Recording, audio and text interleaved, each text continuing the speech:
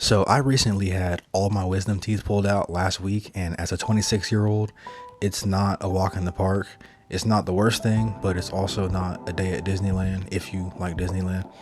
But that really forced me to stay still for a whole week, whole 7, 8, 9 days that I was healing, recovering, taking all these medications, and just trying to get things to relax and worry about not getting a dry socket because I really didn't want a dry socket.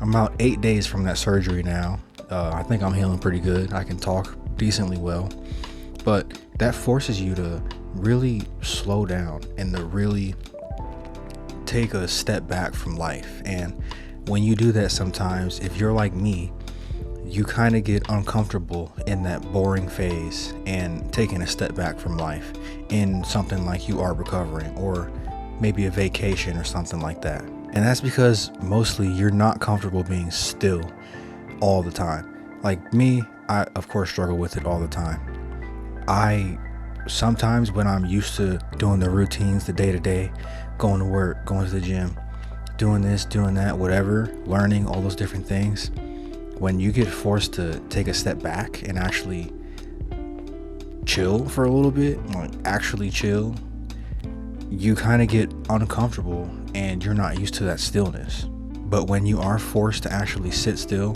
and actually do nothing, that's when it really hits you. All these different thoughts hit you. All these different things you want to do hit you. Especially when you can't train, you can't really do a whole lot of things. You can't really go out. Like for me, it was the just being in pain for the first few days and then being on a few different medications and all this stuff, and then just being tired, fatigued, barely eating, so you're fatigued for that. And it started to really make me miss a lot of different things. It was also uncomfortable in a lot of different ways. And I'm glad that I'm back at work now, and I'm glad I'm back training. I just got back from training just now. You may feel the same way too, but it's all in your head. It all really is in your head. When you are forced to actually sit still, it might feel uncomfortable for a little bit, but you have to give yourself that permission to actually just bask in the stillness, to actually enjoy the stillness and enjoy the day-to-day in that stillness. Because for people like me in your mid-20s, when your mind is always racing, if you're like me, your mind is always racing, you're always thinking of things, you're always learning things, you're just doing your day-to-day things, just thinking about the future in a lot of different ways, it can be really hard for that reset, to hit that reset and to get back into that stillness. If you haven't read it, read Stillness is the Key by Ryan Holiday. I think I've read that book out of all of his the most.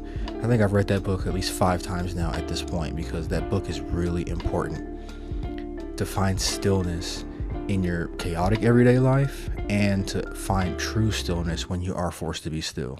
Those are two different things. And stillness isn't about when you're just by yourself and you're just chilling out watching TV or something like that. You're just relaxing. Stillness is a state of mind more than anything. It's where you are, but it's also a state of mind, because you can find stillness when you're doing your chaotic day-to-day life. But it's also a whole different ballgame when you are forced to be still, when you're forced to not really do a whole lot, whether you are recovering from a surgery like how I was, or if you're just doing any other thing. Maybe you're on vacation, like how I brought it up earlier. You're on a vacation, and some people get really restless and uncomfortable on vacation. They feel like something's missing. They feel like there's a piece of them that's missing. And that is true to a certain extent, but that's just your head. That's just your brain being used to the habits you form, the loops you create, the routines that you always go through. You have to find a way to break free from those things every once in a while, because you can't live every single day for the whole rest of your life in routines, in chaos, doing this, doing that, doing that. You're going to be forced to be still sometimes. You're going to be forced to have these boring phases. And not saying that vacation is boring or anything like that, but when you are doing whatever you're doing on a vacation and then you get back to your hotel room that night and you just start staring at the wall, or you haven't turned on the TV yet, and then you start to feel a little restless or something like that, I think we all, to a certain extent, go through that thing, and we have to give ourselves that permission to really be in that boring state for a little bit. It's okay. And also, when you let yourself sit in that boring period, that little uncomfortable period, you're going to feel a whole lot better when you actually do come back to whatever you're doing. I feel really good right now. feel like I can pick up some more momentum going on.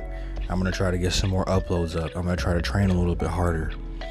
I'm going to try to do a few more hours at work, things like that. Because I had a whole week, a little over a week of just boring stillness. Just pretty much nothing. I edited like one thing, but I was just recovering the whole time.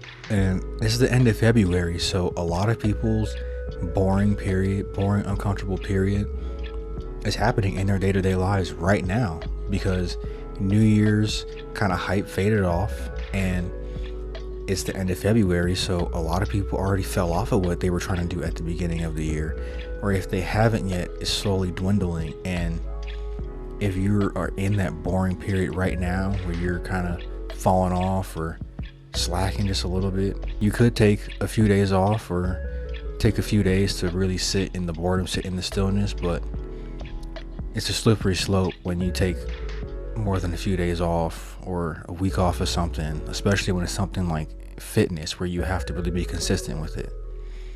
But if you have to, sit in that stillness, sit in that boring period, and then come back stronger. Set a date for where you're going to come back stronger or get right back on it and act like it didn't ever happen, because we're all going to have those times where we're being still and we're forced into a boring period or forced into a period where we are in a still period, pretty much where you can't do anything or you choose to not do anything, because it can be a choice as well. You're not always going to be forced into it, like how I was with getting all my teeth removed and all that stuff. Sometimes you can choose to do it. Set aside a few days. Like sometimes take 3 days off work where you just don't plan on doing anything at all, and then come back when you are ready to come back, and then go at it even harder or even do everything better than you would have before. I guess in a way it's like a way to prevent burnout or something like that. It's a way to prevent extra fatigue when you give yourself these little pockets of boring, uncomfortable little areas when you're used to always being busy or just doing things, going to work, training, all that extra stuff. It's good to give those little resets to yourself, even if they are uncomfortable. But I was just thinking about that because I'm fresh off a week and a half or a little over a week of being off and recovering pretty good, so that's good. But now that I'm back in the swing of things a little bit, I'm getting the hang of it all over again, because I've been doing pretty much a whole lot of nothing but just recovering and trying to heal. I just wanted to come on here and just kind of talk about that, because I think a lot of people go through those little boring, uncomfortable periods, but they kind of feel guilty about it, or they think they shouldn't be doing it, so then they just do things nonstop 24/7, and then that does lead to real burnout, because burnout is real. And when you have it, you really feel it. You just don't feel like doing anything. So you want to do your best to prevent not feeling like never doing anything, because when you just don't want to ever do anything ever, then no progress is being made in any area that you want to make progress in. So that's really important. Even though they may be uncomfortable and boring, it's good to really sit in them and be okay with them sometimes, so you can come back even stronger. But if you got this far, my name is TJ. If you found this relatable at all, consider liking, consider subscribing. I got some more stuff on the way. And until then, I'm out of here. I'll see y'all.